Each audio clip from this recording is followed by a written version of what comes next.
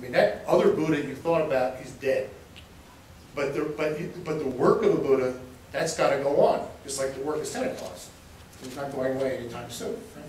So, all right. Now, once I've got your mind like fixed on Santa Claus, right? And now you know that Santa Claus is loaded. It's not just, it's an example, but it's about the Buddhist doctrine of emptiness. It's about true truth. So now I can start to play with it. And this is how koan literature works. You completely play with this kind of thing. So let's say an earnest Zen student comes to the Zen teacher and says, by practicing Zazen, can I attain awakening? Can I attain Buddhahood? And the teacher says, on dander, on blitzen. Okay? Now, most of you get that.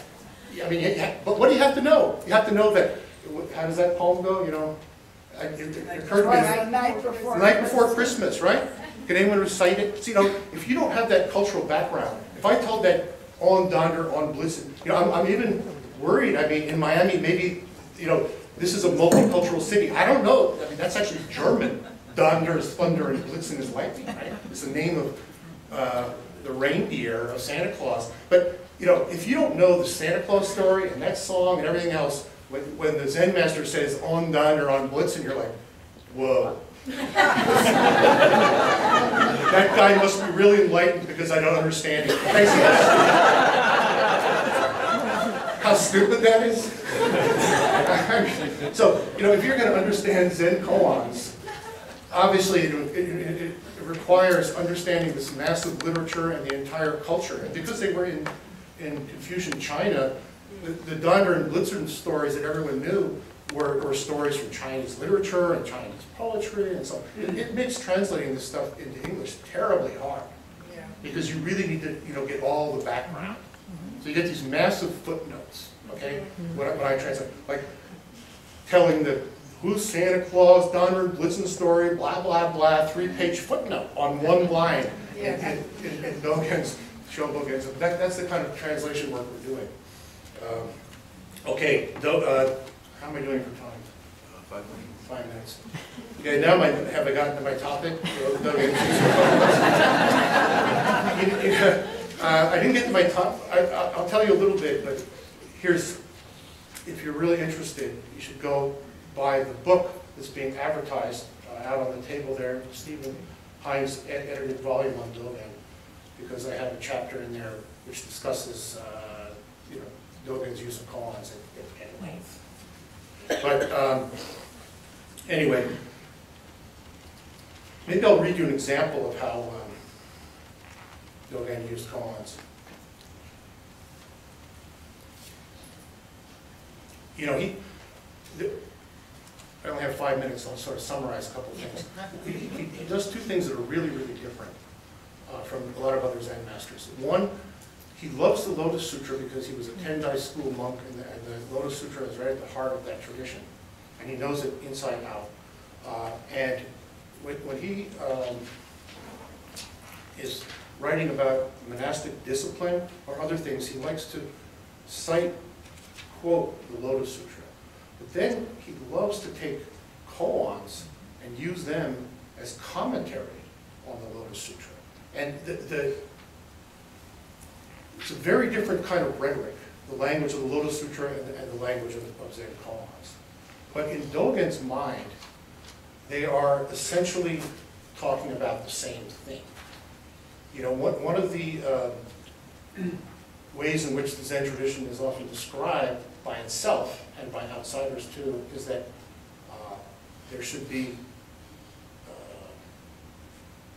no dependence on the written word, or a transmission of it's outside the teachings, like a transmission that's apart from the sutras. Now, I mean, Dogen didn't buy into that kind of thing at all. He thought that the words of the Buddha or the sutras have the same truth as the words of the Zen ancestors or the patriarchs. And they're really talking about the same thing. So he's perfectly happy commenting on the Lotus Sutra and other sutras with Zen koans.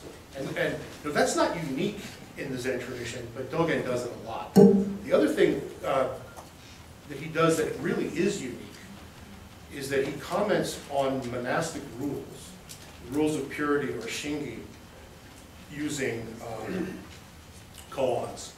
And I'll give you an example if I have time. This is a quote. So this is from Dogen's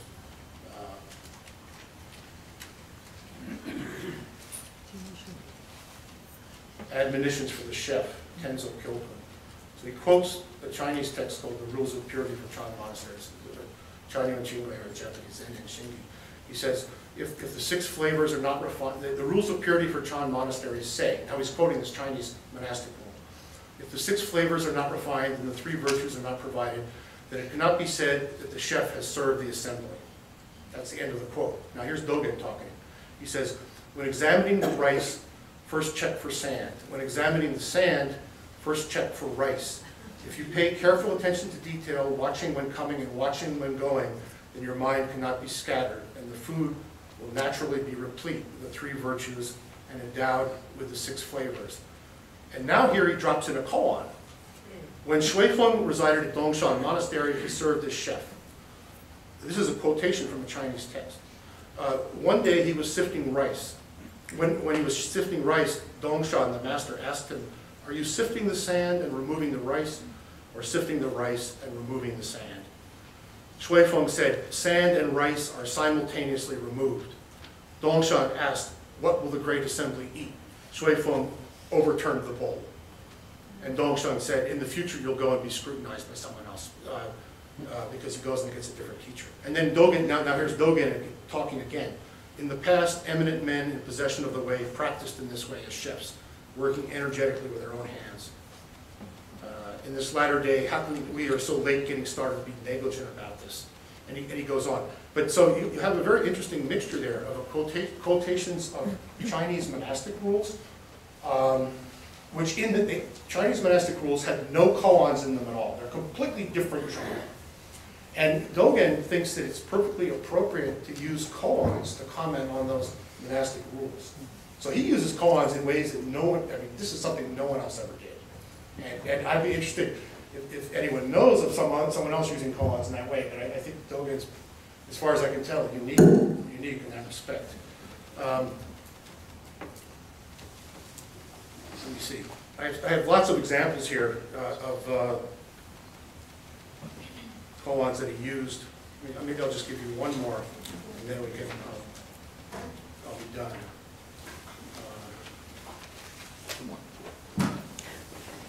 Okay.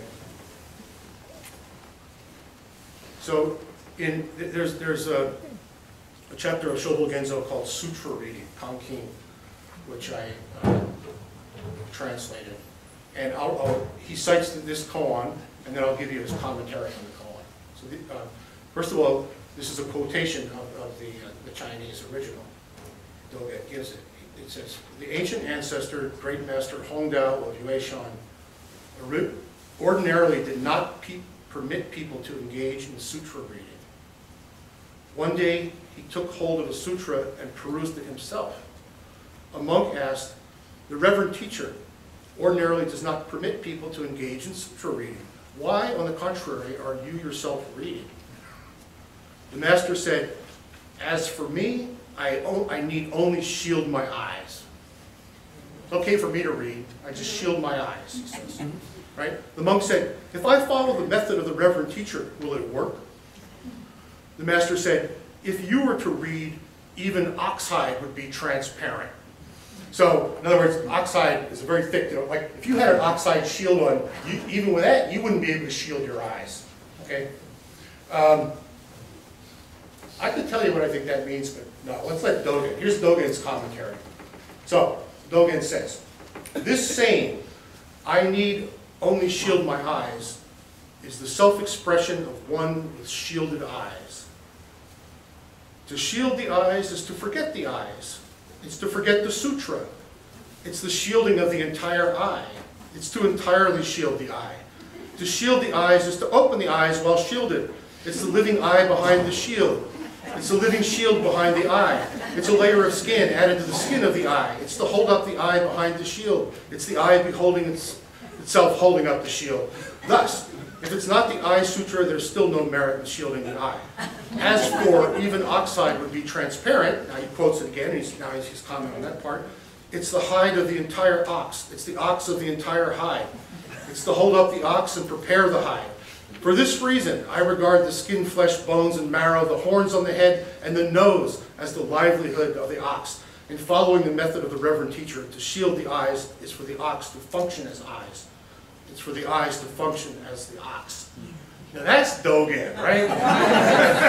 You're like, whoa, what is he talking about? Well, you know, he really gets into it. But, you know, sutra reading is one of the things that Dogen is supposed to have said you shouldn't do. You know, and in the passage where he says, just sit in meditation. Don't read sutras, don't make prostrations, don't burn incense, don't contemplate the Buddha. This very famous passage. He has a whole chapter in Dogen's own. It's very obvious that he thinks sutra reading is extremely important, and he loves the Lotus Sutra. He quotes other sutras. So this is not meant to be taken literally that you don't read sutras. And also, to chant sutras to make merit, he's big into that too, Dogen. And it's not just reading for meaning, but it's reading to produce merit, for dedication. And all the rituals of that, Dogen explains in great detail, and it's obvious that they took place at his monastery. Donors come, they make prayers, the monks chant sutras, they dedicate the merit in support of those prayers. Now, this is what modern Soto Zen calls superstition. And they try to say Dogen doesn't have that. Well, unless you read them, then there it is. Okay? But I would say about this, there's a difference, you know, there's a right way to read sutras and there's a wrong way to read sutras. That's what the koan means. Why can the master read sutras? Because he doesn't get attached, right? He can, like, there's a right way to deal with Santa Claus and there's a wrong way to deal with Santa Claus, okay? I could tell the Santa Claus story and then, you know, after the kids go to sleep, I go up and get the presents where I hid them and I stick them under the tree. That's the right way to understand Santa Claus. The wrong way to understand Santa Claus is you tell the story to your kids, you go to bed, you get up in the morning and you're all disappointed. So, you know, if you read sutras in the wrong way, right, you're going to be disappointed. You can't be attached to the words and there's no such thing. Now read the sutras and understand. Okay? All right, I think I'm done. I'm ready for questions. Okay.